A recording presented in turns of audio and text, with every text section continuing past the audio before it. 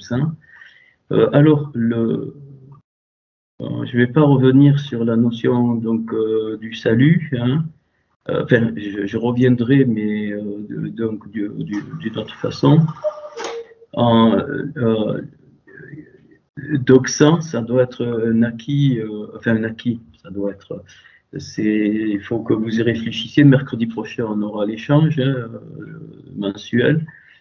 Donc préparez les questions et comment peut-être on parlera de Nicodème pendant l'échange, j'en sais rien, comment on va faire. Donc alors, si je reviens sur le Genèse 3, 24 pour faire un petit résumé, donc Hachem chasse Adam du jardin. Le verset 21 ou 22, je ne sais plus, et puis ou 23, et puis le verset donc 24, eh bien donc on le sait, hein, il chasse Adam, donc les deux, hein, c'est pas un choix, je veux dire donc Adam et Ève, Adam et Rava. Et puis, donc, on a montré qu'il place les deux chérubins, donc avec donc les épées tourbillonnantes, enfin l'épée tourbillonnante qui a de là. Hein, ça, je fais un petit résumé. Alors, ce Genèse 3, 24, il y a 18 mots. Hein, comme ça, je vous laisse le temps de noter 18 mots. Et 18, ça référence donc à la vie.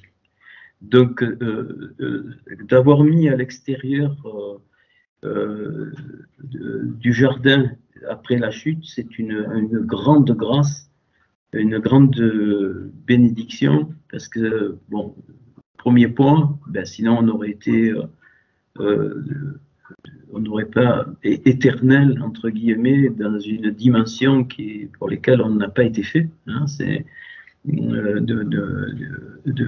donc c'est une grande grâce, et le fait d'être, alors il y a il y a les mots qui sont pas les mêmes, je l'ai montré, et quand il dit pour cultiver la terre, donc c'est Adama, donc c'est la même racine que Adam, et Adama c'est la même valeur que l'épouse Kala 60, mais qui a déjà, comme elle a été sortie du jardin d'Éden, elle devient Adama.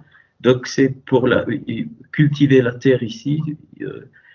On n'est pas encore, c'est pas la terre de notre monde, c'est juste une image.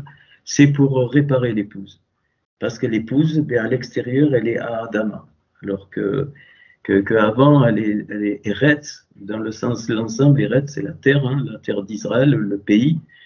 C'est pas le même mot. Adama, c'est la chimie, hein, de la terre et de la poussière. Donc, elle a perdu toutes les lumières, enfin, elle a perdu les lumières qu'elle avait, et donc on a vu, il faudrait le détail autant voulu, toute cette lumière or est devenue or, la peau, Ein, et qui est comme une espèce d'écorce sur l'âme, ce que j'ai trouvé. Ok. Et et la valeur, alors il y a 67 lettres, et il y a 2 lettres qui ne sont pas du tout utilisées sur les 22, qui ne sont pas utilisées dans ce verset 24, c'est le Samer, qui représente l'épouse, c'est la seule lettre qui est totalement fermée, avec le même, mais le même c'est en sophite, le même sophite il est fermé, le petit même non, il a une petite ouverture, donc ça représente ce qui est caché et qu'on peut trouver. Le Samer, lui, c'est fermé, c'est-à-dire on peut s'en approcher, mais on ne saura pas ce qu'il y a dedans. C'est qu'à la fin, donc ça c'est la notion de l'épouse. Et le Zain, donc le sabre, c'est le 7. Donc 60 et 7, ça fait 67. Donc il y a 67 lettres, mais les 2 lettres qui manquent ont pour valeur 67. 7, c'est ça c'est moi. Hein, ça. Alors le 60 représente, magnifique, les 2 lamèdes de Alléluia, c'est-à-dire la montée. Hein, Alléluia, c'est-à-dire louer, mais c'est dans le sens profond, c'est Alléluia, c'est-à-dire, donc on a traduit par louer, mais c'est monter. monter, il y a deux lamelles. Donc, c'est un lamède qui représente l'enseignement du côté de l'homme pour rechercher, pour s'élever. Et le deuxième lamède, c'est c'est la même chose que le Titepalalou, c'est donc les lumières que Hachem fait descendre. Donc, c'est Alléluia, hein, voilà. Et il y a un lamed, donc le lamed, ça fait 30, et 30, c'est Yehuda, la valeur de Yehuda, donc le juif, Judas. Judas, Yehuda, c'est le juif, Yehudim, c'est les juifs. Et puis, et l'autre, c'est le Goy, et donc c'est l'épouse est constituée de 30 et 30, donc des Goy bien sûr, qui sont avec donc Yehuda, et ça fait donc 60. C'est pour ça que l'épouse, donc c'est l'ensemble. Et on comprend que le Paul, donc, il dira, faites attention que là, ils ont été mis en stand-by afin que vous puissiez rentrer, mais puis à la fin, il dit tout Israël sera sauvé. Tout Israël sera, quand tout sera complet. Alors, ce que j'ai compris des Gilgoul, c'est que à chacun de nos Gilgoul, nous participons à la construction de l'épouse, c'est-à-dire du Samer. Ok, et dans le Gilgoul suivant, tu ne peux pas reculer, c'est pas possible, c'est impossible. Bon, je n'ai pas le temps de le montrer. C'est-à-dire que toute notre vie dans un Gilgoul, eh bien, tout ce qu'on fait ainsi de suite, ça apporte pour la construction de l'ensemble sans le savoir. Personne ne demande de savoir. Donc, la volonté de Hachem, tu ne peux pas la connaître. C'est impossible. C'est le principe de vie de la Emouna qu'on a traduit vers la fond. Ça ne sert à rien de demander quoi que ce soit pour savoir ce que tu dois faire. Non, non, non, non. Tu avances et comme tu aimes Hachem, hein, donc le cordon, il est lié avec enfin, tu as l'aplomb de là où tu viens. Hein, c'est ça qui est important. Et quand tu t'éloignes, hein, j'allais dire le cordon d'argent se tend, et même si c'est une erreur, c'est pas grave. Parce que comme tu es... il y a l'amour qui d'ailleurs, le mot corde, c'est pareil que l'espérance. Hein. Quand Paul il parle de l'espérance, c'est le même mot, corde. Et donc, cette corde, eh bien, tu es connecté, hein, voilà, tu as retrouvé la connexion avec la partie qui est en toi de Hachem et d'où tu viens. Hein, et ça, c'est le cœur. Et donc, j'ai dit une fois, mais il y a longtemps que j'avais compris ça, qu'il a pris le risque, Hachem, qui n'est pas une personne, hein, je le redis, de prendre des bouts de son cœur, il les a mis dans le Adam Kadmon par le moyen du Atik Yomin, donc c'est-à-dire de l'ancien des jours. Et ce Adam Kadmon, eh bien, cette entité, c'est le corps qui va faire descendre les étincelles pour la réparation du monde, parce que le monde a été, comment dire, violé, enfin tordu par l'action de Shaitan, hein, qui se manifeste par le Narash, par le principe du Shaitan, qui se manifeste par le Narash. Donc c'est un plan de Hachem qu'on personne ne connaît, hein, et donc les étincelles sont descendues. Et donc ton étincelle était éternelle. Elle ne peut pas mourir. Par contre, ça, ici, quand tu descends, bien on évolue. Hein, on évolue quoi, vers ce qui nous a de notre origine, hein, de là où on vient. Et c'est pour ça, il y a plein de versets qui s'éclairent après, et malgré qu'on n'a pas vraiment le vrai hébreu. Nous sommes de lui, nous vivons par lui et nous retournons par lui. Il n'est pas parlé de Yeshua. Je vous dis, je vais être très très sévère sur le Jésus chrétien. Le Jésus chrétien, poubelle. Voilà, c'est clair, c'est une idole. Voilà, moi je parle de Yeshua.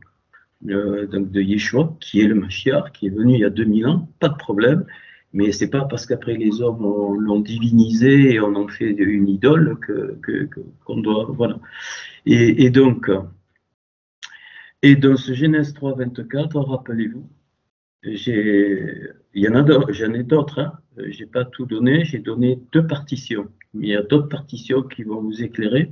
C'est impossible que ce soit le hasard. Ce que je trouve, c'est pas possible. Voilà, ça fait 2 déjà. Si tu fais le calcul des probabilités, déjà c'est pas possible que ce soit comme ça, pas possible. Et donc on en trouve d'autres. Donc on a montré que Yeshua, il est le crâne.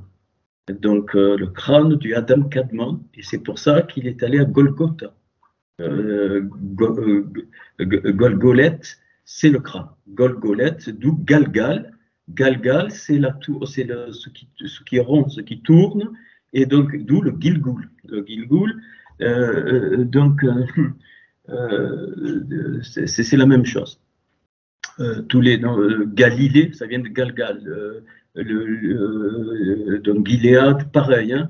Donc c'est le baume de guérison, hein, de Galade. C'est pourquoi? Eh bien parce que ce qu'il faut comprendre, c'est qu'à chaque Gilgoul, non seulement tu te répares toi, et à chaque Gilgoul, ta Neshama de plus en plus tend vers la position qu'elle avait donc avant qu'elle soit déformée par le péché. Tel que Hachem nous a façonné, formé, et un jour on reviendra comme ça. Et donc, la délivrance ne peut pas être individuelle, parce que tout autour de nous montre la notion de corps. Donc, imaginons que tu as fini tes Gilgoul, ça peut arriver, hein, on ne sait pas, c'est l'histoire du corbeau qui va et vient de l'arche. Donc on ne sait pas, mais tu ne reviens pas. Imaginons que tu as fait le dernier Gilgoul et tu rentres dans la lumière. Eh bien, c'est pas encore fini. Tu vas dormir. C'est pour ça que Paul parle de ceux qui dorment, en parlant des morts qui ressusciteront, de ceux qui dorment. Et donc, après ton dernier Gilgoul, en tant qu'individu, étincelle, tu vas dormir, tu vas dans hop, donc je ne sais pas ce que c'est, mais c'est ce que j'ai trouvé. Et quand tout Israël est prêt, tout est prêt, à ce moment-là, c'est ce qu'on appelle la résurrection finale, c'est-à-dire tout le monde se réveille.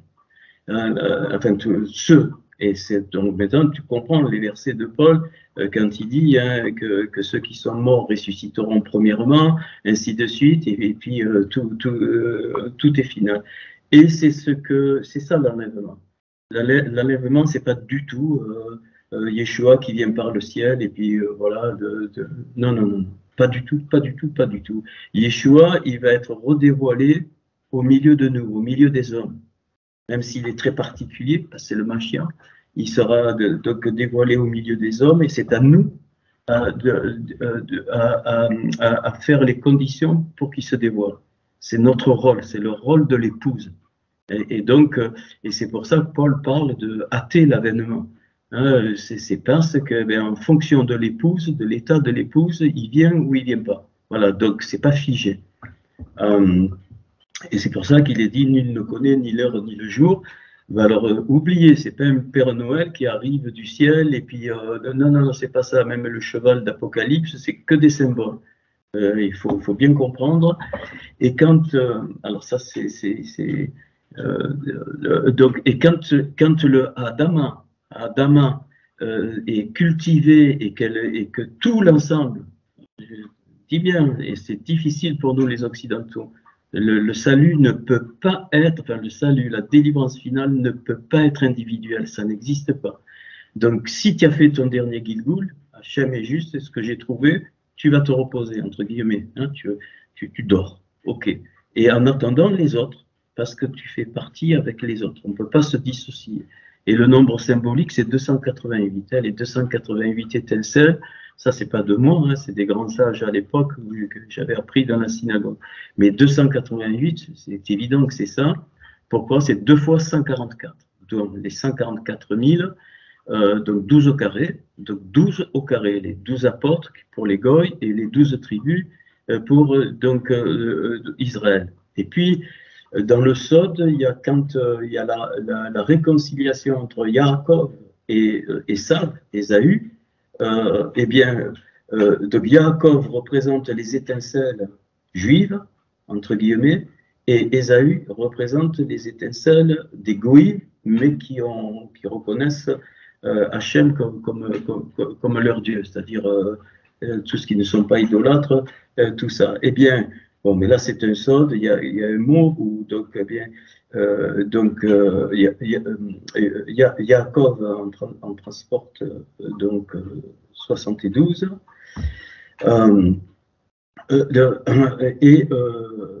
et 216. Et 216 et 61, c'est 3 quarts, hein, voilà. 3 fois 72, parce qu'il y a 72 lettres du nom de Dieu.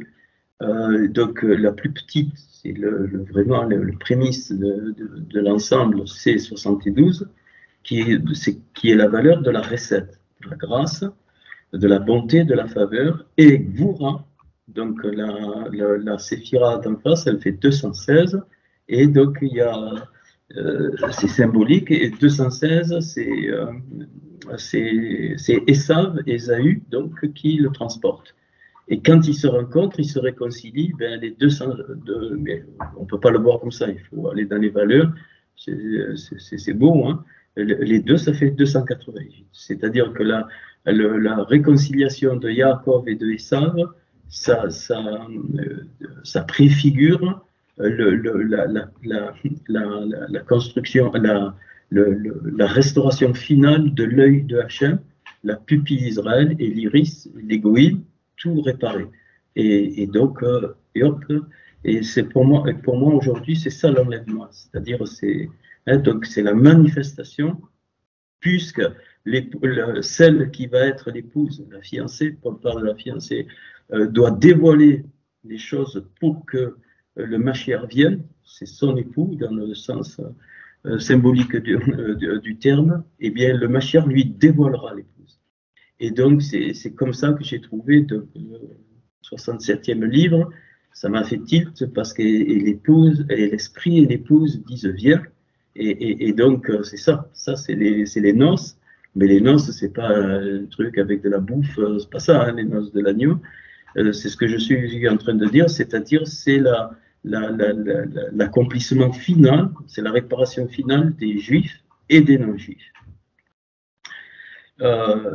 Donc, et 67, donc 60, donc on l'a vu, sa mère c'est les deux peuples, et le 7, on revient aux 7 jours. Il y a eu premier jour, il y a eu deuxième jour, Yom Shishi, Yom Shalosh, et ainsi de suite, mais il n'est jamais dit il y a eu 7e jour. Pas vrai, ça n'existe pas. Il n'y a pas, voilà, il fut soir, fut matin pour les 6 jours, jusqu'au 6e, Yom HaShishi. D'ailleurs, là encore, on voit apparaître Israël et la croix les lettres de Yeshua encore qui croisent la croix d'Israël qui s'appuie sur le verset du Shabbat, et le verset donc du Shabbat qui a 61 lettres. Bon, je dirais pas aujourd'hui, mais 30 à droite, 30 à gauche. Pareil, Lamed, et donc le central. Et donc c'est pour ça qu'il y a les roues. Hein. Il y a les roues qui représentent les 6 jours, on rentre dans le 7e. Et le symbole du Shabbat, c'est ça. On fait la Havdalah des 6 jours pour rentrer dans le 7e, mais du 7e, on rentre encore dans les 6 jours. C'est encore un symbole des Gilgoul. Hein. Ça tourne, jusqu'à ce que c'est fini. Quoi, hein. Voilà. D'où le 67. Alors, on avait obtenu de Yeshua crâne de Adam Kadmon, et de cet endroit, donc la réparation par la mort, je vous rappelle, se fera la réparation se fera par la mort, la réparation du chemin se fera, et la réparation du chemin des 2 arbres avec les paires de flammes. On avait trouvé la Torah pour la justice et la Béchora pour la grâce. Donc ça va dans les 2 sens.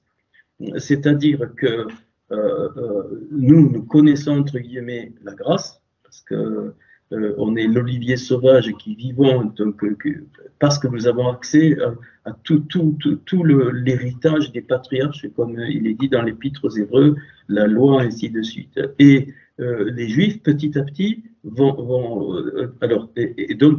excusez-moi, et nous, on va vers la rigueur.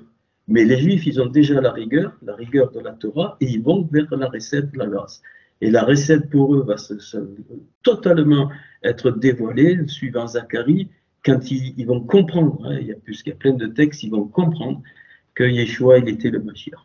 Mais c'est pas, faut pas le voir personnalisé, hein, c'est pas, voilà, on ne parle pas d'homme, hein, c'est le principe donc, de Yeshua, et évidemment, il sera dévoilé, ça va être il va revenir, il va venir, il va revenir, mais je ne sais pas comment toutes ces étincelles vont revenir, mais peut-être il n'aura pas du tout la même forme humaine qu'il avait il y a 2000 ans, on ne sait pas.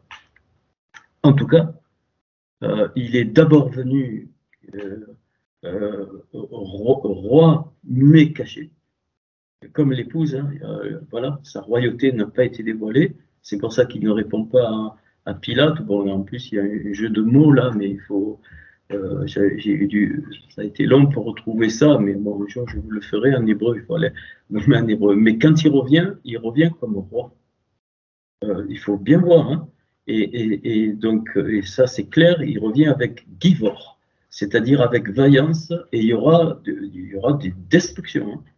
Il ne faut pas s'imaginer le paradis qui n'existe pas. Non, non, non, non. Il est écrit que l'épouse de l'agneau, hein, qui est représentée par la Yerushalayim de Hachamaïm, du ciel, descendra, et ainsi de suite. Et donc, il y a tout l'ensemble. Et donc, voilà, il est dit qu'on va juger les nations. On va les juger. Je pense qu'il y aura des guerres colossales, mais pas comme aujourd'hui.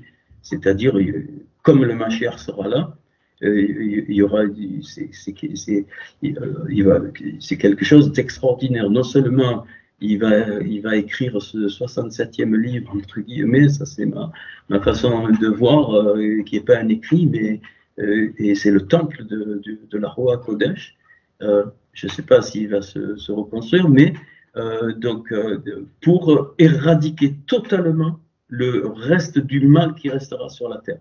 La terre n'est pas destinée à disparaître pour le moment. La terre est destinée à être complètement restaurée comme l'épouse est restaurée, réparée. Pourquoi? Apocalypse chapitre 22, elle nous dit qu'il y aura tous les mois, hein, qu'il y aura un arbre, c'est symbolique pour la guérison des nations.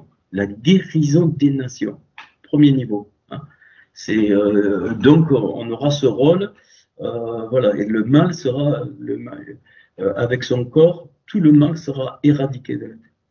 Tout le mal. Voilà, jusqu'à ce que, après, j'en sais rien, je ne sais pas, il ne faut pas me demander.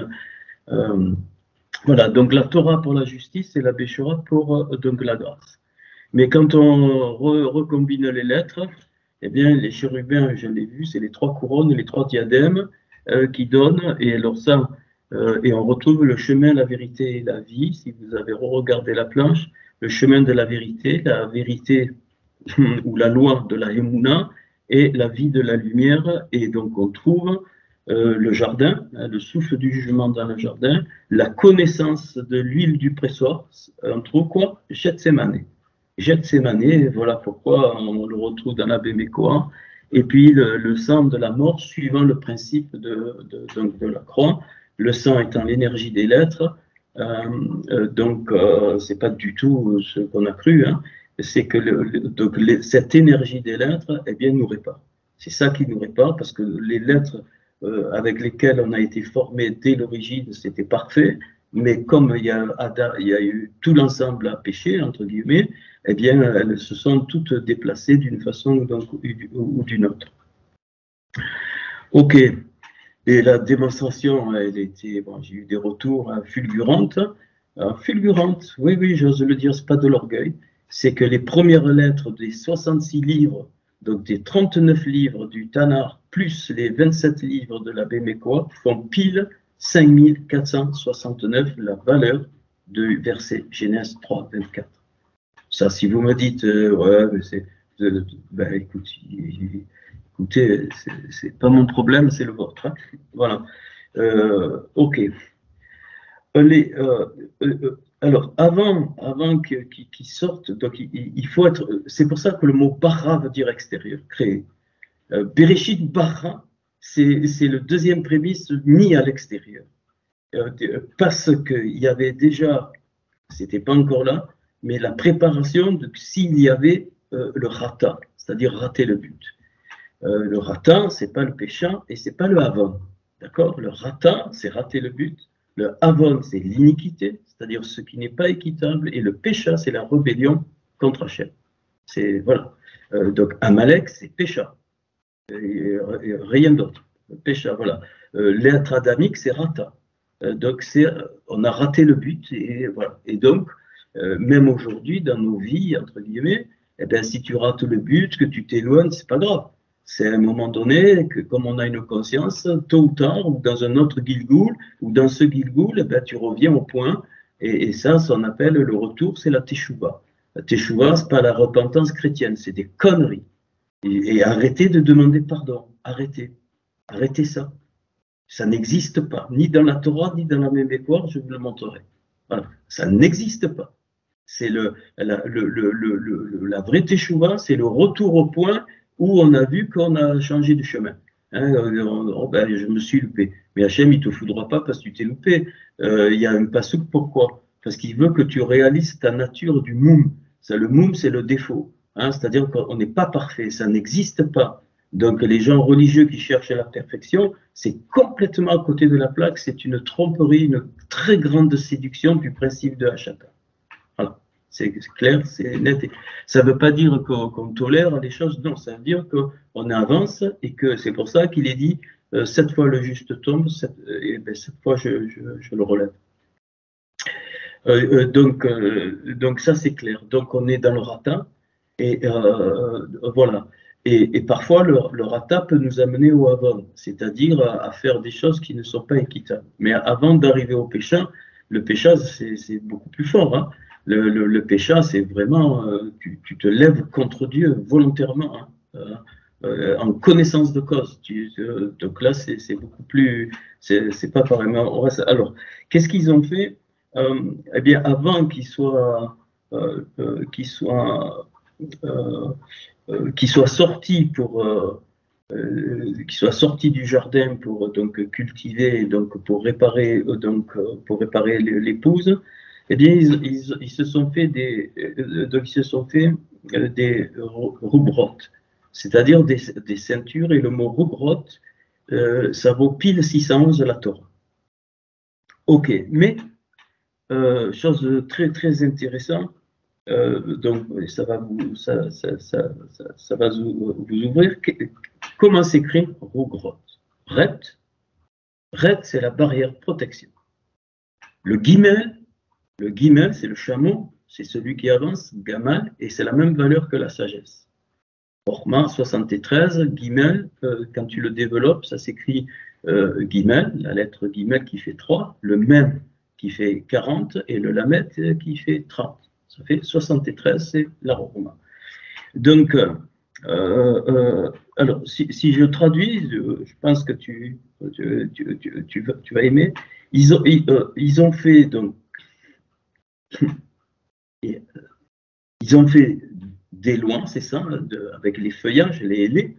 Donc c'est du vent, hein, entre guillemets, c'est pas solide, mais quand je retraduis avec les lettres, ils ont fait donc une protection du mouvement en mettant la tête avant l'accomplissement.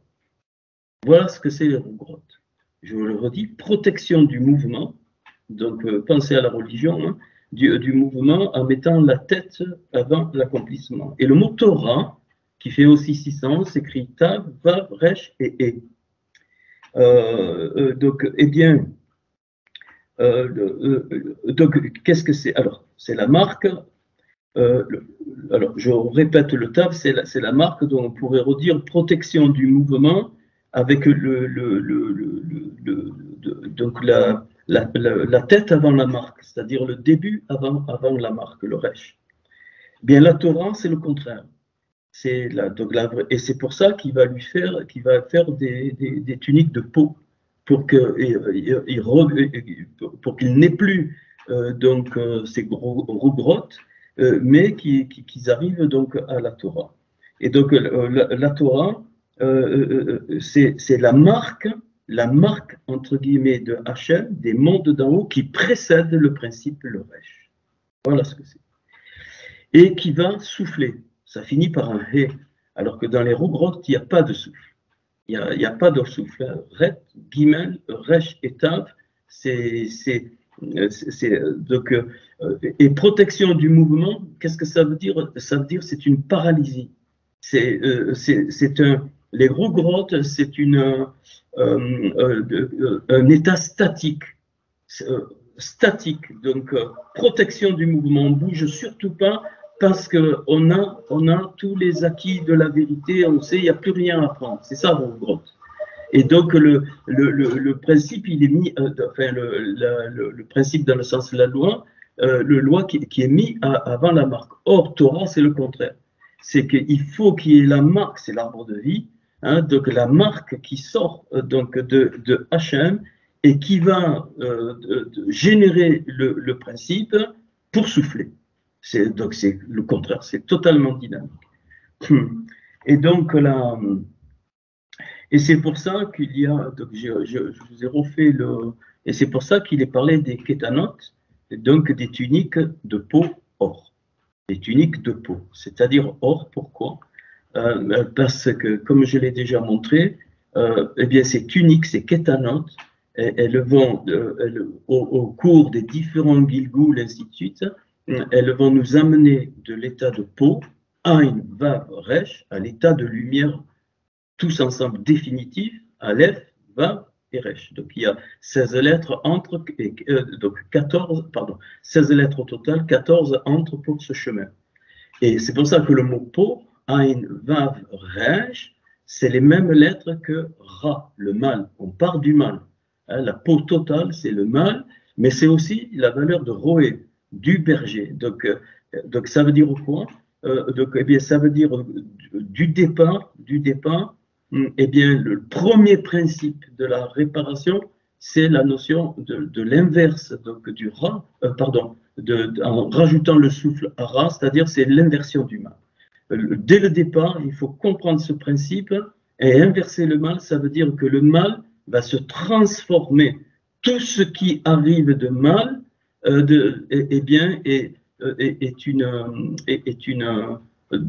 ce monde, dans ce Olam Hazé, est une nécessité pour déclencher le Roé, c'est-à-dire le berger, dans le sens monter, de monter vers le Aleph, d'où les psaumes des montées, les Mahalot, et il y en a 15. Hein, il y en a 15 des psaumes de montée. Donc ici, il y a 16 lettres, mais la première, puisque c'est le départ, on peut ne pas la compter, ça fait 15. Mais aussi la dernière, parce que c'est tous ensemble qu'on rentre dans la dernière. Et 15, c'est Ya, Yud et He. C'est la valeur de Ya, donc de Hachem. Voilà, ça, c'est quelques. Alors, voilà pourquoi les kétanot or, les tuniques de peau. Et c'est au pluriel, des tuniques de peau. Alors que rougrotte, c'est singulier. Hein, bien sûr, il y avait plusieurs feuilles, mais l'ensemble, c'est comme une ceinture, mais seule. Alors que les kétanotes, c'est les tuniques. C'est-à-dire qu'il y aura plusieurs tuniques. Donc, vous pouvez dire 15 ou 14, comme vous voulez. Et donc, pour monter. Donc, du Ain jusqu'à la réparation totale, le Aleph. Et quand on arrive au Bet, à la deuxième lettre, donc du Ain, qu'on est arrivé au Bet, je vais parler que de ça, enfin pas que de ça, c'est le mot bor. Bor, le mot bor, c'est Bet Vav Resh. C'est une citerne, c'est un puits. Quand tu arrives au puits, hein, dans ton Gilgul, ainsi de suite, on ne sait pas, mais dans les faits, si tu arrives au puits, bord, bête, va, brèche, tu ne reviens pas. Tu reviens pas, c'est le dernier Gilgoul, et tu attends que l'ensemble soit plein pour entrer dans le Aleph, la lumière or qu'on avait donc à l'origine. Et donc d'où ce qui m'a donné l'idée de bien comprendre la notion du puits. Alors les puits, donc il y en a 4, on connaît, Isaac était, donc Isaac, c'est un déboucheur de puits, et c'est pour ça qu'il représente le Mashiach. Enfin, il représente, voilà, le Mashiach. Pourquoi? Et donc sa mort et sa résurrection, enfin, il a été mis donc sur l'autel, c'est un symbole de que pour nous, ça veut dire que Isaac est arrivé en tant qu'homme, il est arrivé jusqu'à la Bina, et donc, arrivé à la Bina, il fallait qu'il rentre dans la Chorma, et donc, comme Moshe, par exemple, Moshe, c'est même Shin et He, Mashiach, c'est même Shin de Yud et Ret. Donc, c'était les prémices, voilà. Isaac, c'était les prémices du Mashiach, hein, enfin, de Yeshua. C'était les prémices de Yeshua. Et c'est pour ça que sa valeur fait 208. Hein, 208. Alors ça, c'est un principe. Donc, on n'a pas à savoir dans quel Gilgoul on est, où on en est, ça ne nous regarde pas, on avance. Voilà, c'est tout. Vaïtsou, tu avances. Avance, ça ne veut pas dire qu'on est bête, qu'on ne réfléchit pas du tout, au contraire, mais on manifeste ce qu'on doit manifester, donc l'identité qui se développe et qui va arriver. Donc, excusez-moi, je ne pensais pas m'attarder un peu là-dessus, mais je pense que c'est important. Donc, et les kétanotes, eh bien, c'est toutes ces tuniques, tous ces habits qu'on va mettre au fur et à mesure, parce que la peau, elle diminue. C'est pour ça que le souverain sacrificateur, il mettait le fin lin, les caleçons, les trucs, c'est ce que j'ai trouvé, ces symboles, et à l'extérieur, c'était très beau. C'était du bleu turquoise, c'est les habits de l'épouse, en fait, hein, dans Ézéchiel 16, voilà, les chaussures bleues, ainsi de suite. Et donc, c'est des signes pour nous. Et au fur et à mesure des Gilgoulim ou de ce Gilgoul, eh bien, on change d'habit, hein, comme une mue. On change d'habit, mais normalement, la peau, elle diminue et on monte.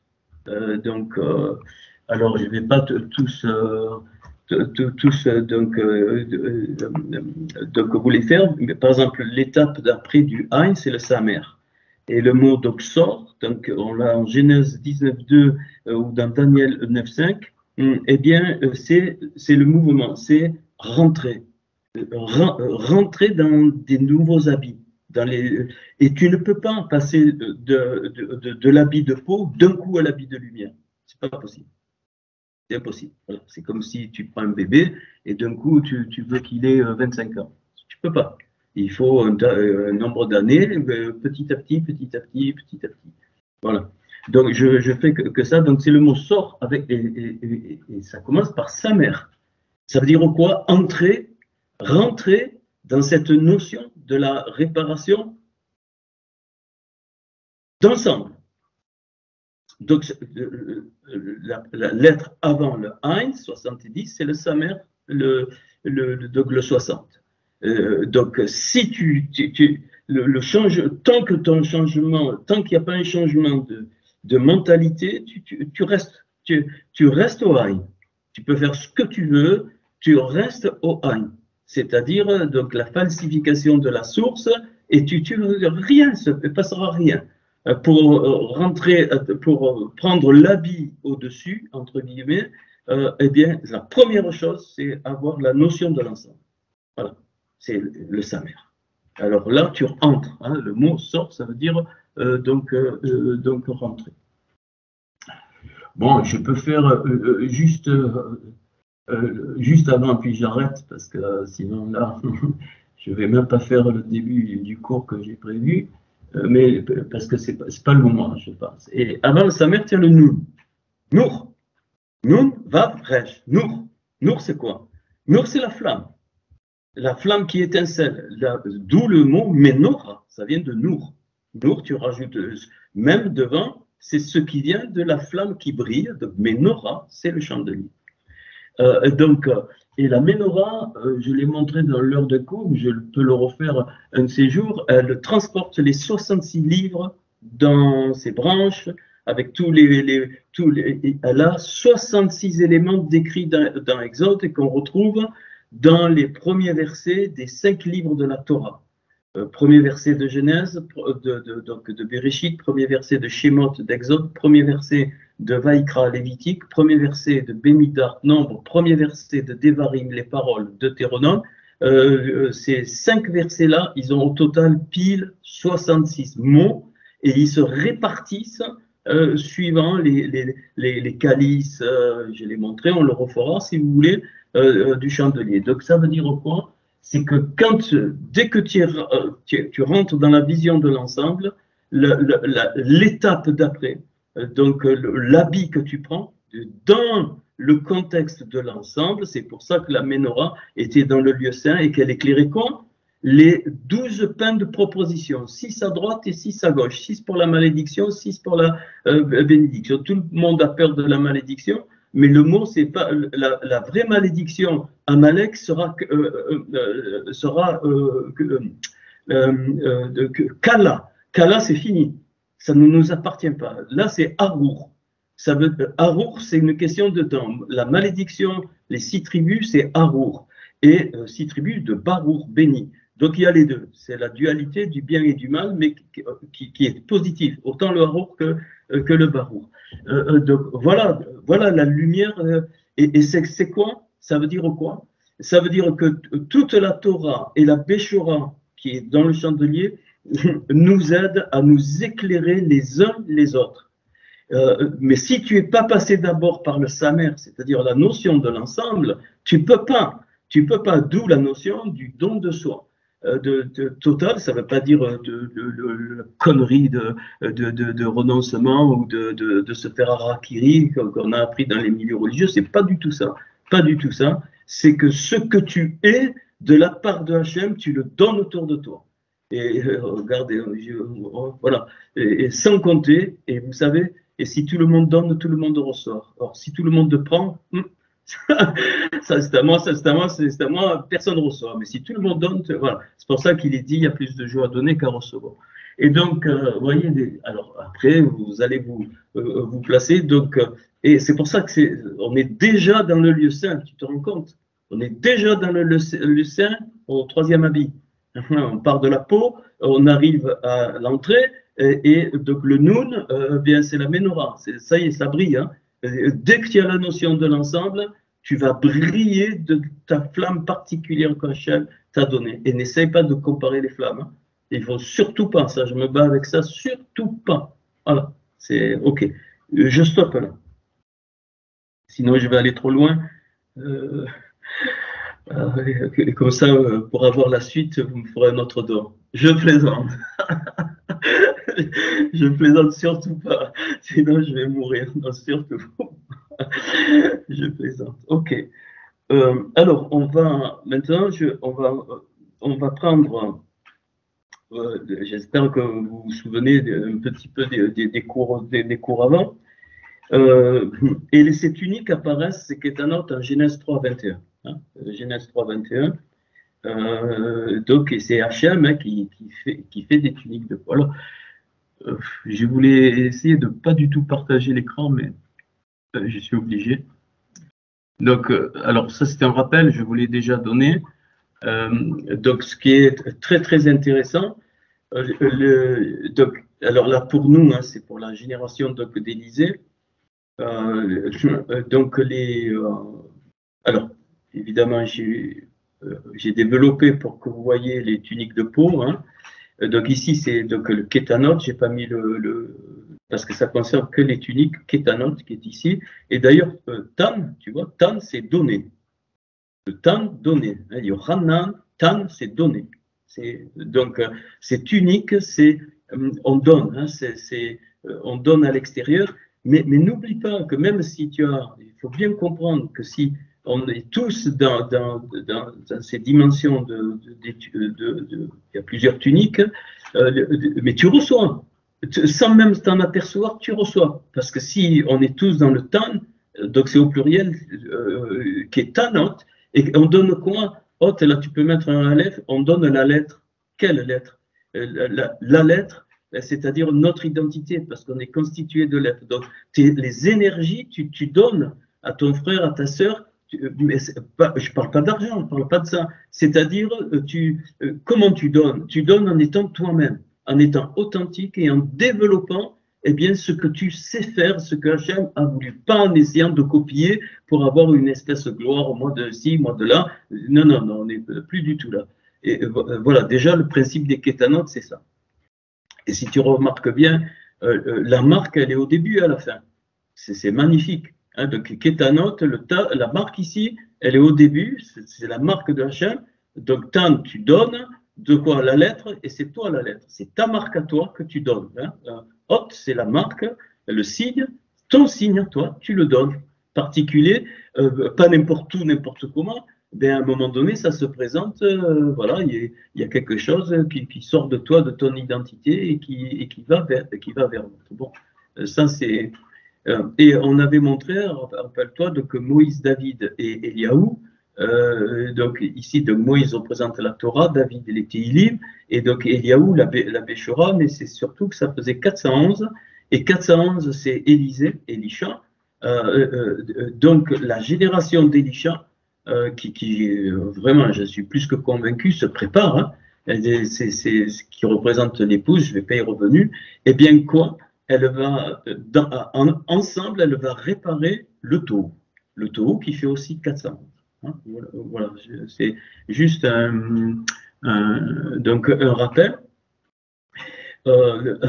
Et donc, et la valeur de Kétanot, eh bien, c'est les trois grands principes qui se retrouvent dans Eliaou, qui lui donc il intégrait les étincelles de Yeshayahu, Yirmayu et Yerskel.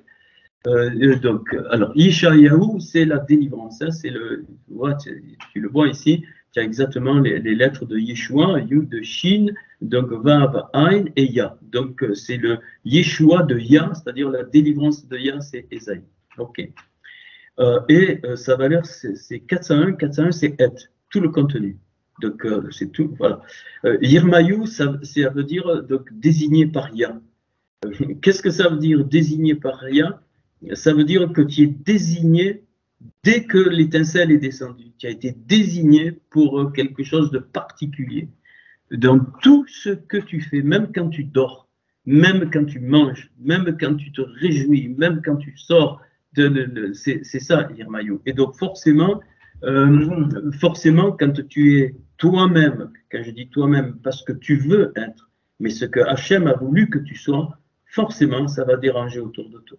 Mais par contre, quand tu deviens toi-même et que tu as la trace de Hachem, eh bien, ton entourage va le voir. Il y a une liberté qui dégage de toi, qui va toucher autour. C'est obligatoire. C'est obligatoire. OK. Et Yerskel, eh bien, c'est le renforcement. Hein. Pas de Ya, de elle. Elle te renforce. Elle, il te renforce, c'est-à-dire il te soutient. Hein. Donc, elle, il te soutient. Donc là, tu as donc les deux dimensions du Ya. Bon, après tu retrouves la foi, la vérité et la lumière. Mais bon, je ne vais pas en parler. Et tout ça, Élie intégrait ça. Pourquoi? Parce que je ne savais pas au départ quel prophète choisir pour représenter ça. Et puis d'un coup, il m'est venu, j'ai dit, mais ils sont dans Élie. Et effectivement, et donc par les valeurs, tu le vois, hein, ça fait 876, on l'a fait, c'est les Kétanotes. Donc les trois prophètes et la manifestation d'Élie. Et donc, Élie va faire quoi? Eliaou, écoute bien, hein, Eliaou, il va faire 7 miracles. C'est les 7 jours de la création, comme on a vu tout à l'heure. Donc, c'est le 7 du 67 de tout à l'heure. Donc, c'est les Gilgoul. Élie représente, et lui, il était dans son dernier Gilgoul. Le chariot, il vient, il ne revient plus. Hein. OK. Et, donc, OK. Et donc, ça, c'est le. Oui, pardon. Donc, il représente donc, les trois principes hein, de Esaïe, Jérémie, donc Ézéchiel, que je viens de donner. Mais alors, on pourrait aussi, donc, Esaïe représente le principe du Fils, hein, pas du sens chrétien, je t'en prie. Hein. Jérémie, du sens du père, ok, et Reskel, du sens du souffle, c'est souffler, et c'est pour ça qu'il est différent qu'il a elle. Donc on retrouve les trois dimensions hein, de la vérité, de la foi et de départ, de la émouna et de la lumière.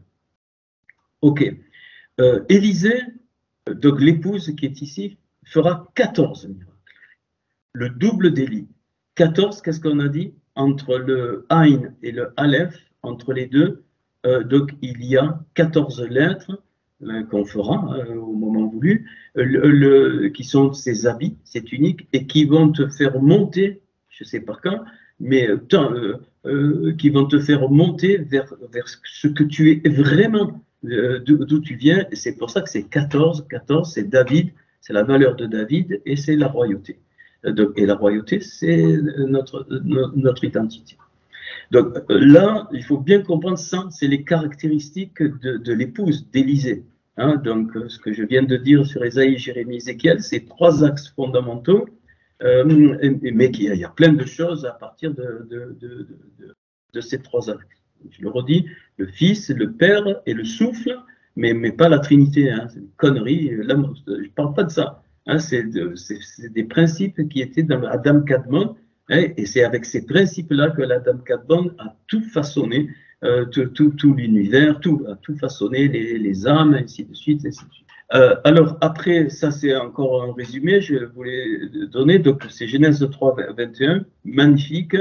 On retrouve que Moshe, Moïse, David donc, et Eliaou qui intègrent donc, les trois prophètes, donc avec donc Yeshua qui est l'unique fils de David, enfin, tout ça, et du côté gauche il y a le trône.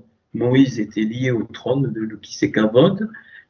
Donc ici c'est donc David Améler, donc la royauté, et Eliaou Hanavi, donc le prophète. Si vous faites la somme à gauche, tu obtiens or, la peau, ici, la peau. Donc il y a encore trois principes de reconstruction pour arriver donc au Aleph, le principe de ce qui est soufflé, donc le principe de la Emouna, c'est ça, Navi, et regarde, c'est les mêmes lettres que Bina, donc c'est ce qui vient de la Bina, et donc les artères sont faites pour ça, pour communiquer au peuple ce qui vient de la Bina, mais pas de façon statique, plutôt pour donner à chacun le moyen de savoir ce qui vient de la Bina, qui est en fait son identité excusez-moi, principale. Ok. Donc Améler, c'est le potentiel, donc le roi, c'est donc l'identité, c'est un principe pour monter. Et enfin, en haut, là, qui est juste au-dessous de la lumière, c'est le qui c'est Kavod, et c'est pour ça que Kavod, il n'y a pas de Aleph. Le Aleph, il est dans le trône, c'est le suivant. C'est juste après, mais ça, il faut qu'on soit ensemble. Kavod, c'est-à-dire le poids, hein, le poids de la gloire, mais c'est les deux autres qui te donnent ce poids, et c'est un bête. Tu arrives au bête avant le Aleph, mais le Aleph, non, au trône, c'est ensemble. On ne peut pas individuellement aller vers le trône. C'est pour ça que Kavod, eh bien, il a un bête. Excusez-moi. Voilà. Et donc, je reviens, Kétanot 876, hein, donc ça c'est sa valeur, et or 216. La somme, ça fait 1152.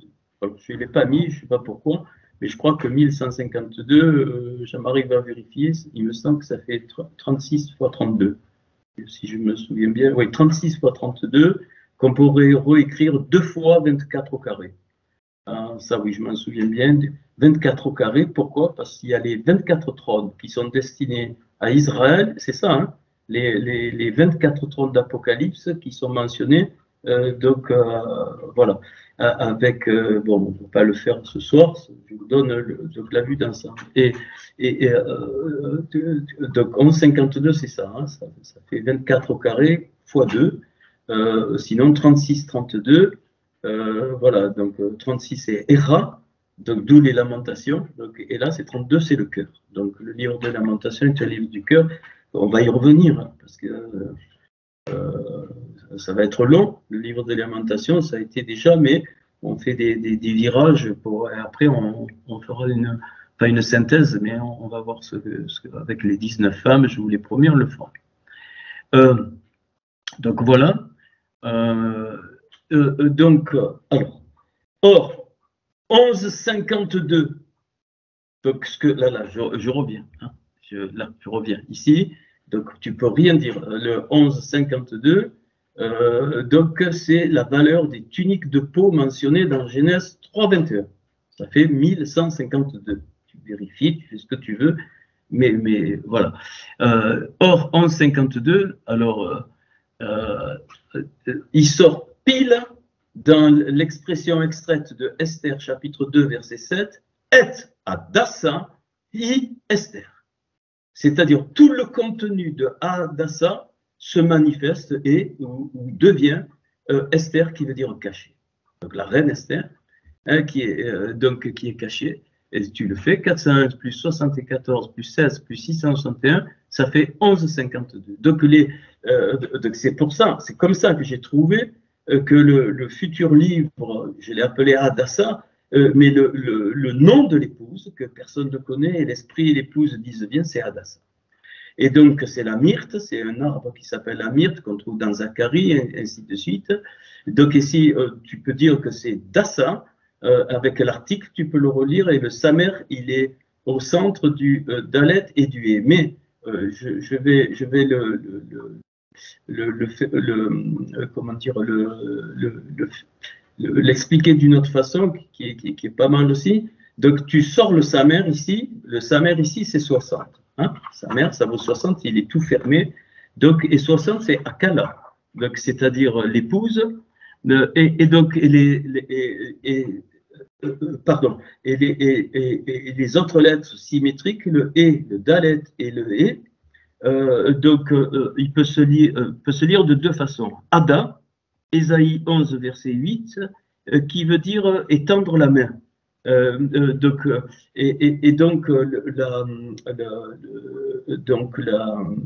comment dire, la nature originelle de l'épouse, c'est qu'elle tend la main vers la main de Hachem. C'est pour ça que le mot Yérida, il y a deux lettres en plus de Raya. Le Yud et le Dalet, la main. C'est la main de Dieu qui fait descendre donc l'étincelle, mais là, on est dans le contexte de l'ensemble. Ok. Mais c'est aussi, donc ça peut se lire, donc Odo, Jérémie, chapitre 22, verset 18, c'est Odo, donc c'est-à-dire et, Dalet et qui veut dire, eh bien, sa gloire. Féminin, puisqu'il y a le et, donc c'est l'épouse, ça, ce qu'il y a là, vous avez sous les yeux, c'est l'épouse de sa gloire. L'épouse de sa gloire. Et donc, ça fait 74. Tout ça, ça fait 74. Et 74, on le sait, je vous l'ai rabâché plusieurs fois, c'est Ed. Ein Dalet, qui veut dire de l'éternité, ou, suivant que tu changes les lettres, Ad, c'est l'éternité, Ed, c'est le témoin, ainsi de suite, mais tout va ensemble. Hein, c'est jamais gratuit. OK. Et donc, le Et à Hadassah, regardez la beauté, c'est la Da'at du monde d'Atsilut. Da'at, c'est 474, et plus du monde d'Atsilut, c'est 475. C'est-à-dire que la connaissance ici, la Da'at, elle est privée pour le moment du Aleph, mais en montant, hein, et c'est l'épouse, hein, c'est l'épouse qui connaîtra cette Da'at du monde d'Atsilut, donc l'éternité. Donc ça c'est le final. Hein. Là, je vous parle du final. Et donc, c'est pour ça que ce 67e livre, j'ose le dire, donc je l'ai appelé Hadassah, l'épouse, enfin le myrte, mais, et si tu inverses, Asod, c'est le secret. Hein, tu vois, sa mère est Dalet, donc c'est le secret. Mais, donc la valeur du Asod, donc, eh bien, ça fait quoi? Regardez, c'est trop beau. 60 plus 5, 65 plus 4, 69. Or, la différence entre or, la peau, et or, la lumière, c'est Ain moins Aleph, c'est-à-dire 70 moins 1, 69. Donc ici, tu as là, c'est clair, hein, donc les tuniques donc, qui sont mises, c'est pour nous, pour qu'on comprenne les changements d'habits, s'habiller au fur et à mesure, et bien pour tous arriver ensemble, et bien à à cette connaissance parfaite du monde d'Atsilut. Comment? Eh bien, par la différence des 69, c'est-à-dire en montant du Aïn vers le Aleph. C'est tout l'objet de nos Gilgoul. Et le but, c'est quoi? C'est de révéler, le fondement de la création qui a été quoi? Le Mashiach et son épouse. C'est-à-dire le Mashiach et son corps. De l'ensemble qui est dans le Adam Kadmon. Voilà, c'est ça, hein? Ok. Et donc, et puis, alors, je ne sais pas si je vais le faire maintenant. Ce verset, enfin, c'est une partie du verset, hein, mais qui est très particulier. Je ne m'y attendais pas, évidemment. Voilà, il faut chercher, puis ça tombe. Et puis, ça m'a fait penser donc, ces trois fondements. Je me suis dit, mais Job qui a été persécuté, Job, et qui, bon, j'avais donné un message sur les trois filles de la souffrance, mais qu'on peut généraliser ici. Eh bien, les trois filles qu'il a eues à la fin, bon, je vais pas développer. Alors, il a eu trois filles en récompense, plus 7 fils qu'on nomme pas. Les 7 fils, c'est les 7 séphirotes d'en bas, les 7 jours de la semaine. Donc 6 plus 1, c'est tout le nécessaire pour la montée. Et les trois filles, c'est le final, ça représente la Keter, la Rorma et la Bina. Donc, Yemima, la première qui est mentionnée, Ketsia, la casse, donc ça veut dire découper, hein, le broyage, si tu veux, pour que l'huile sorte. Yemima, c'est les jours, donc les jours, voilà, c'est la même chose que Atikiomin. Pareil, on verra tout à l'heure, donc ça fait Atikiomin, le Yomin, ça fait 116, on le verra tout à l'heure, excusez-moi. Et donc la dernière, c'est la Kéron Apouk, c'est-à-dire la corne du phare ou la corne de la splendeur. Alors, je vous le dis d'entrée, Kéron Apouk, c'est la Bina. Le Ketséen, c'est, vous notez, j'essaie d'aller doucement, donc c'est la Rorma, et Yemima, c'est la couronne, c'est la Keter ici. Yemima, pourquoi? Parce qu'on rentre dans le Atikiomin, c'est-à-dire l'ancien des jours, qui est l'âme du Adam Kadmon, donc je vous ai pas. Vous vous rendez compte? Bon, voilà. Et donc, évidemment, le tout ici, c'est Ketanot, 876, c'est les tuniques. Donc, on les retrouve donc ici. Et ici, c'est les trois axes comme tout à l'heure. OK. Donc voilà. Et puis, cette valeur ça, c'est une dimension. Cette valeur du 11,52, alors ça c'est plus difficile. Je n'ai pas eu le temps de préparer la plage. Tu le trouves où? Dans le chant du puits. Le chant du puits, qui est très particulier, bon, ça ne veut rien dire. Quand il est dit monte puits, tu monte puits, bon, c'est une connerie. Bon, si tu lis au premier niveau, monte puits, acclamé pour un, hein, je vous traduis le mot à mot. Donc le chant du puits, chanté par Myriam, je crois, nombre 21, versets 17 à 20. Nombre 21, versets 17 à 20. Eh bien, alors, je vais vous donc lire le. Alors, Montepuis, c'est Ali Beher, donc voilà. Et donc Beher, c'est 203, c'est la création. C'est pour ça qu'elle dit monte. Elle dit monte vers la création, monte vers ton origine, monte vers ta. C'est pas pareil que l'Erlera. L'Erlera, tu vas à l'intérieur parce qu'il faut creuser. Là, monte, c'est pour l'ensemble. Pour l'ensemble, mais tu montes aussi. Donc, ça vaut 203. Hein, Barra, c'est 203, c'est la création. Et donc, il nous est dit, donc, Hénou. Alors, Hénou, c'est tellement difficile à traduire. Hénou, c'est un cri des entrailles de compréhension. Hein, c'est un cri des entrailles de compréhension, on a mis acclamé, et on ne sait pas pourquoi, là, pour elle. Mais pour elle, c'est quoi? C'est l'épouse. C'est pour l'épouse. Et cette valeur de ces trois premiers mots, je n'ai pas eu le temps de faire, je peux le faire sur l'ordi, mais ça fait 474, c'est-à-dire date. Donc, la connaissance. Okay. Et puis, il est dit, donc, Ber Rafarou, hein, le puits ont ouvert, des charim, les princes. Et charim, tu changes une lettre, yud, c'est Meshir, c'est-à-dire ceux qui chantent. Et c'est quoi ceux qui chantent? Ceux qui chantent, ils chantent quoi? Ils chantent leur identité.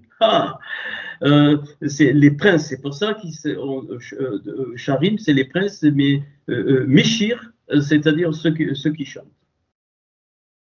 Ok, bon, je vais un petit peu vite parce que j'ai pas mis les punchs. Puis il est dit donc Kirwa Mideve, donc Aham, donc creuse les nobles donc du peuple et très très intéressant. Les nobles Nidve valeur 76, c'est-à-dire quoi? Béad, dans l'éternité, 76. Donc B Dassa, dans l'épouse. Magnifique. Donc, on est noble. Aham, du peuple, c'est le peuple qui est noble, et qui est 115, c'est-à-dire il lui manque un pour avoir 116, qui est le Yomin, l'ancien des jours. Mais c'est normal, parce que là, il faut monter pour acquérir le Aleph, et donc on arrivera à la tique Yomin, la fin de Yomin. Ok.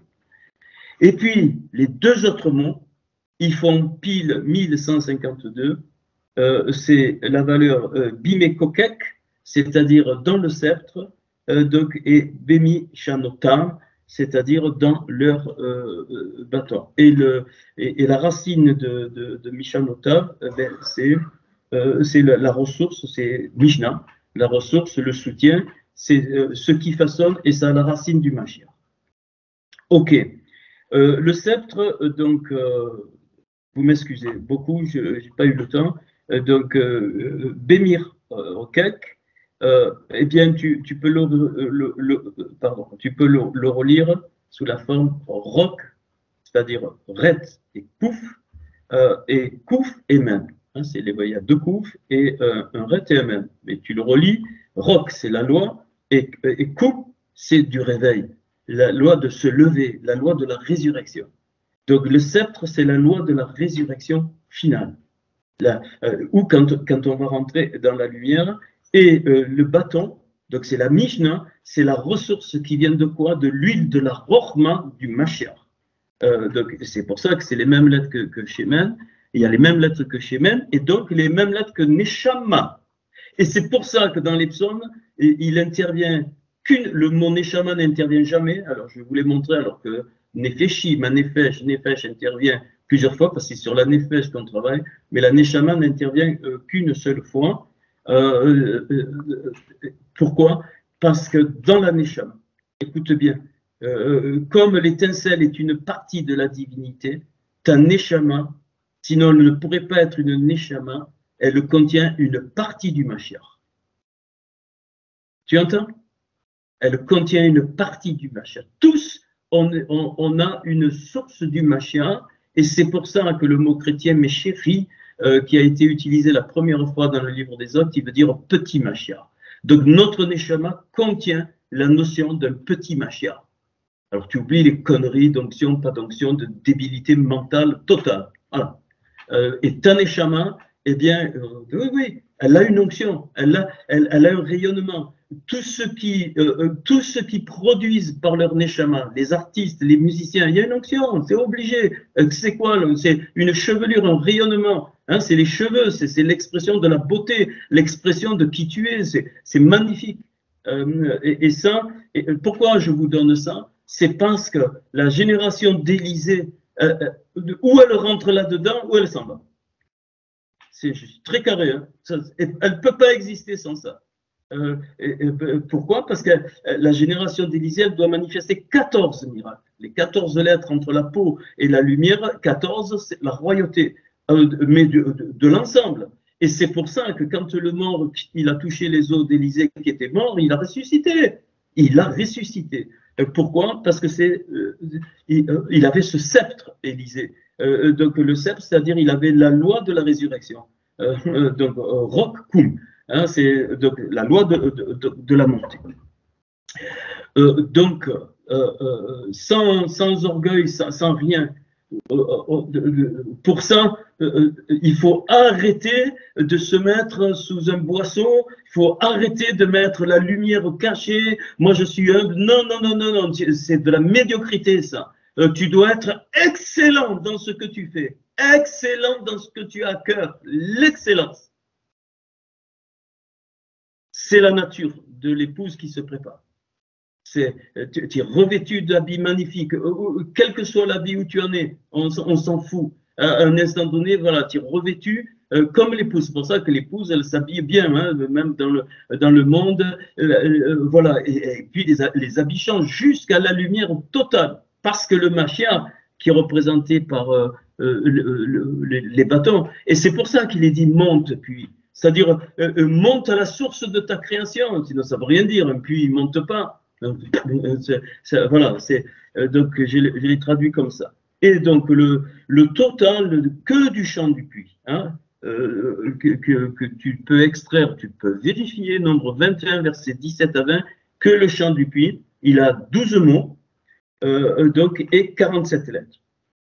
Bon, je n'ai pas le temps de détailler ça, mais la valeur numérique que de ce chant, c'est 3100. 31 que multiplie 100. La puissance de L. 31, c'est Elle, donc Elohim, donc de Dieu, du Dieu de rigueur. C'est la puissance. L'épouse, elle va libérer la puissance de Elle. OK. Et 3100, je vous le donne en 1000, c'est Et Torah, Et Beshora, Et Teilim. Contenu de la Torah, contenu de la Beshora, contenu des Teilim, plus 288, c'est-à-dire les étincelles. Donc ce chant du puits, eh bien c'est la réparation de toutes les étincelles par tout le contenu de la Torah, tout le contenu de la Beshora et tout le contenu des Teilim. Mais c'est aussi donc Malrout Torah, Malrout Beshora, Malrout Teilim, c'est-à-dire royaume ou ouvrage de la Torah, royaume ou ouvrage de la Beshora, royaume ou ouvrage des Teilim, ça fait pile 3100, c'est-à-dire 31 fois ça. Donc, c'est glorieux. Il y a donc il y a de quoi faire dans une vie. Est-ce que tu n'as pas eu le temps dans cette vie? C'est pour ça qu'il faut être très vivre dans le sens, c'est pas vivre avec des poids de culpabilité, j'ai pas fait ci, j'ai pas fait là, ça il faut arrêter avec ça, vraiment il faut arrêter, et voilà. Et donc, eh bien, tu vas le finir dans d'autres Gilgul, pardon, parce que je pense déjà à autre chose. Voilà. Or, le 74, Ain Dalet, c'est deux lettres qui, dans la Torah, sont en grand dans le schéma Israël que je t'ai mis ici. Tu vois? Ain, Shema, Israël, Adonai, Eloheinu, Adonai, Echad. Donc, entends, écoute, entends, Shema, Israël. Donc, je vais indiquer, tu vois, tu as El ici, Yachar, El. Là, Yachar, c'est la droiture de Elle, mais regarde, Shin, Yud et Resh, c'est le chant de Elle.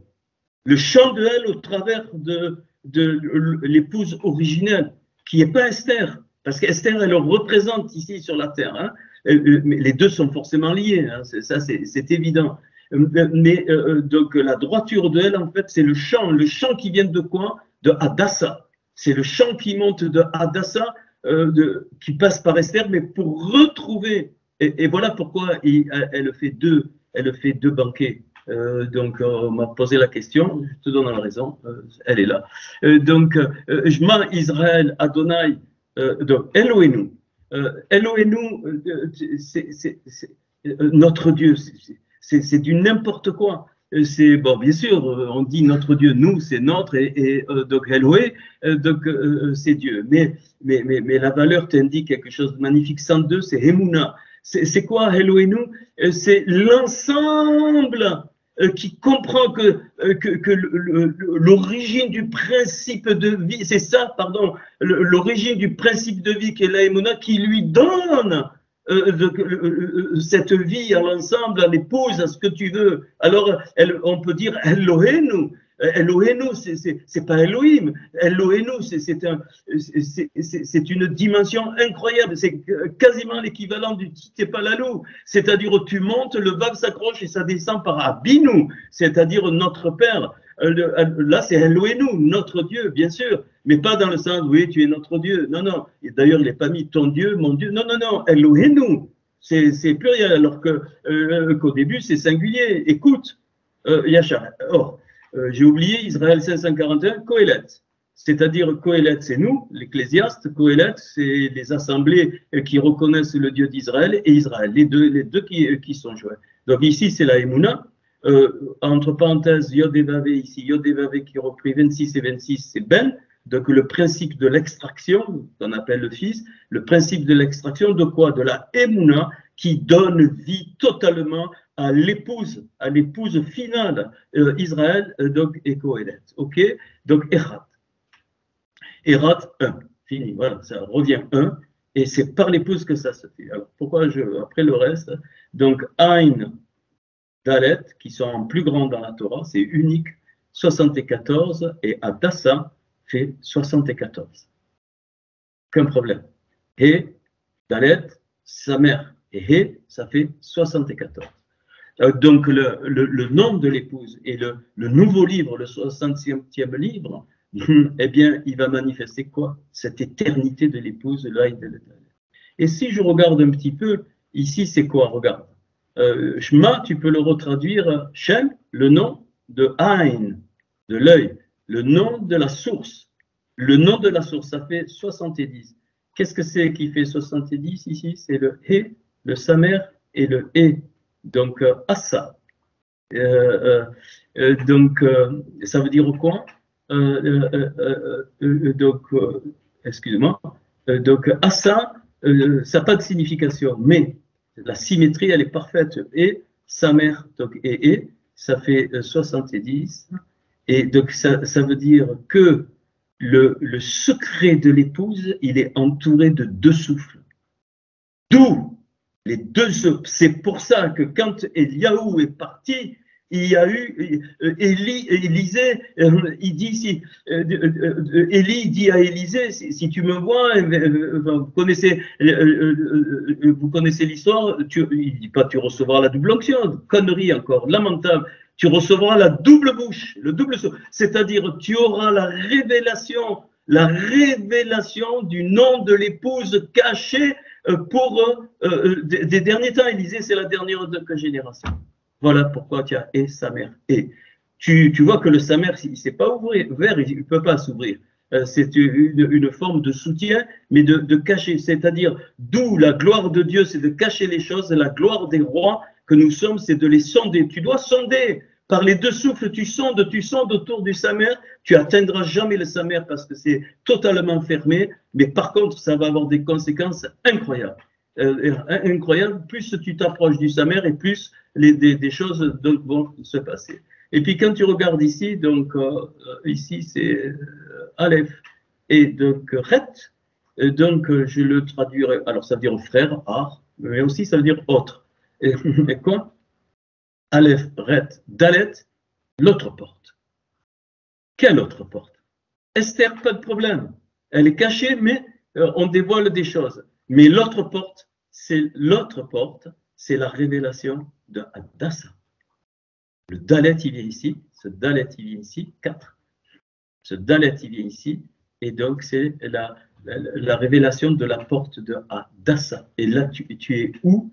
Et c'est pour ça que Bina, ça fait 67 lettres, 67e livre.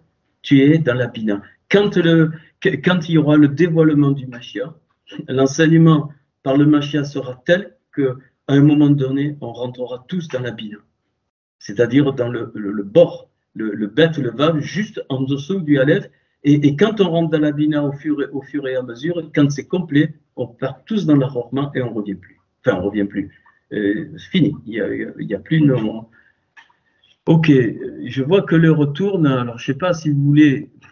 Et donc, à partir de là, à partir de là, pardon, à partir de là, voilà. Donc à partir, pardon, j'ai oublié de vous faire les trucs. Donc c'est Deutéronome 6.4, le chemin Israël. Donc il y a 6 mots, ok. C'est clair pourquoi 6 mots. Hein, c'est parce que 6 c'est la Torah, de 1, de 2, 6 c'est pour l'homme. Lettre 25, 25e mot c'est la lumière, donc 5 au carré, les 5 mondes et les 5 niveaux de l'âme. 5 au carré, c'est le 25e mot de la Torah, c'est or, la lumière. Donc c'est une référence à un secret de la lumière originale. La valeur du verset, c'est ça, 1118, qui fait 36 fois 29. 29, c'est avec la main de Yah. Et 36, je l'ai dit tout à l'heure, c'est les lamentations, c'est Ertra. Donc c'est la notion. Et par contre, 9 fois 116. 9 fois 116, 9, c'est les 9 lumières dont je vous ai souvent rabâché. Et 116, c'est Yoma, Yomin. L'ancienne des jours, c'est 116 et c'est lié au trône. Hein. 116, c'est lié donc au trône. Et c'est 18 fois 58, voilà pourquoi, excusez-moi, 18 fois 56, 18 c'est la vie, Raï, 58 c'est Hagan, le jardin, 58 c'est Hagan, le jardin, mais c'est aussi Reine, Noir, Noé, 58, ou Reine, la grâce. Et donc là, tu as la double grâce qui se manifeste par les 2 fois 9 lumières, et c'est pour ça que la manifestation de l'épouse se fera par la colombe, par la colombe qui a les plumes d'argent, ainsi de suite, dans le psaume que je vous ai dit l'autre jour qu'on fera, et qui va manifester 9 et 9. Ok.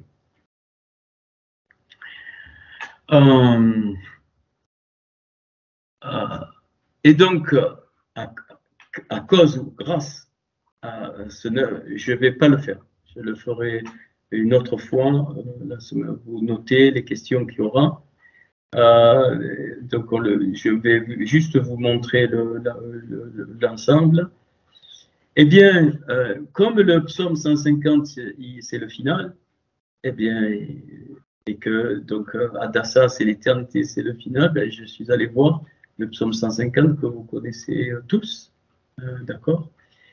Et donc, il y a, alors je ne vais pas le faire, vous voyez, c'est donc Alléluia, Alléluia, donc ça commence comme ça, hein. Louer, j'ai mis, mais c'est briller, c'est la montée, c'est pas louer, rien à voir. Alors, Alléluia, Alléluia, donc Ya et elle. Ok. Et puis donc et puis après il y a 9 Alléluia, c'est-à-dire louez-le, on a traduit, mais donc toi monte, et il donne dans l'étendue sa puissance, ainsi de suite, ainsi de suite. Je ne veux pas bâcler ça, donc je le ferai. Je le ferai, juste je veux vous montrer. Voilà, quand on réécrit donc, ce psaume verset par verset, et puis qu'on classe les Alléluia, eh bien tu vas en obtenir 9, tu vois. 1, Alléluia, 2, 3, Alléluia, 4, 5, Alléluia, Alléluia. Donc ça monte, donc le 9. Et comme il y a 2 chaque fois, ça fait 18. Ça, c'est les tzitseli, c'est-à-dire les timbales, avec les timbales retentissantes. Alors, c'est pas retentissante shama ici, le mot c'est shama. C'est les cymbales qui entendent. Je te livre quelques petits trucs. Tzitseli, donc teroua, donc les cymbales qui font un son de teroua. Tu vois que c'est presque la Torah ici. Et, bon, c'est pas grave, mais c'est surtout le dernier verset. Le seul endroit de tous les psaumes où il y a le mot Neshama, il est là. Kol a Neshama. C'est-à-dire, nous on a entendu tout ce qui respire. Non, non, non. C'est toute la Neshama. Pourquoi c'est au singulier? Parce que c'est la Neshama du peuple. Nous avons une Neshama particulière, mais le peuple a une Neshama. L'ensemble a une Neshama. Et puis, donc, il lui dit de marquer par la montée. Te'ele, ya, tu marques. Ya par la montée, et ça finit comme ça commence, Alléluia, et c'est terminé. C'est terminé, donc on verra ça, et Alléluia, ça fait 71. C'est Yona, la colombe, qui ne revient plus. Et Ya, donc le 15, c'est-à-dire c'est la colombe de Ya, Et c'est fini. Bon, je le ferai sur le cours après le mercredi prochain. Voilà. Voilà ce cours. Je n'aurais pas cru, je pensais pouvoir tout faire, on finira. Donc, les 9 alléluia. Alors, je vais vous dire, juste ça, et puis j'arrête, sinon je vais battre, enfin pas, je vais bâcler, mais je vais aller tellement vite. Eh bien, les 9, ils se découpent en 3 x 3, qui vont correspondre à la Kéter, à la Bina, à la Rorma, donc aux 3 filles de Job. Ce qui va, donc les 3 x 3, hein, donc étendue de sa puissance. On le prend au premier niveau. Étendue de sa puissance. C'est la réparation. Dans ses vaillances. Je traduis le mot à mot. Dans ses vaillances, deuxième point. Donc, c'est on sait ce que c'est donc la vaillance. Donc, qui va entraîner des choses qui viennent des autres mondes. Et aujourd'hui, on ne le voit pas encore bien, mais il faut bien comprendre que la génération d'Élysée va vivre des choses des autres mondes. Je ne parle pas du mysticisme, des choses très surprenantes. Selon l'abondance de sa grandeur, donc ça, c'est ce qu'on ne peut pas toucher, c'est le principe de vie. Et ça forme la Bina. Donc c'est Keranapuk, la corne du phare. Je donne juste les axes et on fera les détails dans un prochain cours. Ah, ça j'aime. Avec le son du chauffard. Le son du chauffard, c'est l'huile. Ok, avec le luth et la harpe. Ça, c'est la distinction. Le luth et la harpe, c'est le discernement des sons. Et tambourin et danse, je dis en français, bon, on fera en hébreu, avec les tambourins et les danses, c'est revenir à l'arbre. Tambourin et les danses, à l'arbre de l'identité par la connaissance, la vraie connaissance. Et ça, ces trois, je l'ai mis maintenant, mais c'est au centre, c'est la Kéter, c'est la couronne. La couronne, elle est constituée du chauffard, du luth et de la harpe. C'est des symboles, on verra les mots en hébreu, tout ce que ça veut dire, et les tambourins donc, et les danses. Mais en particulier le chauffard, tu verras que le chauffard, pourquoi on souffle du chauffard, c'est pas comme ça, hein, enfin, ou que il faut bien comprendre ce qu'on fait. Chaque lettre du mot chauffard, il te révèle la puissance des Elohim. Le Shin, c'est Elohim écrit d'une façon que je vous montrerai. Le Resh à la fin, c'est Elohim écrit d'une façon que je vous montrerai. Et le P et le Vav au milieu, ça fait 86, c'est les Elohim. Donc, c'est pour ça que le son du chauffard est très, très, très particulier. Il est très, très, très particulier. C'est un son d'alarme, d'appel, de signal. C'est un son qui signale. Qui signale quoi ici? Là, enfin, le luth et la harpe et le tambourin, les danses, on verra. Juste, je parle de ça, que ça y est. C'est pour ça que Paul dit au son de la trompette. Hein. Vous connaissez tous, ce Corinthien. Au son de la trompette, nous, comme des perroquets, sans rien comprendre. Voilà, tu l'as là. Son de la trompette, tu sais, quand tu étais dans le bord, quand tu es arrivé au bête, tout l'ensemble est au bête. Au niveau de la bina, on va rentrer dans la rorma. Donc, il y a le signal de la trompette.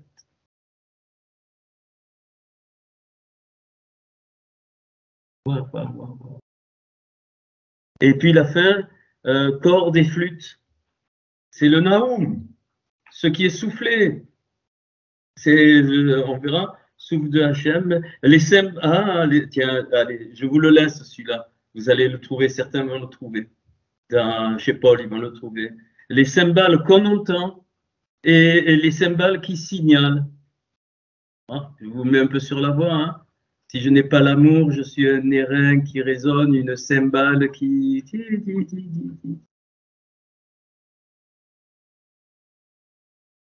Et donc, ça va me déclencher sur les plumes de la colombe d'argent et d'or.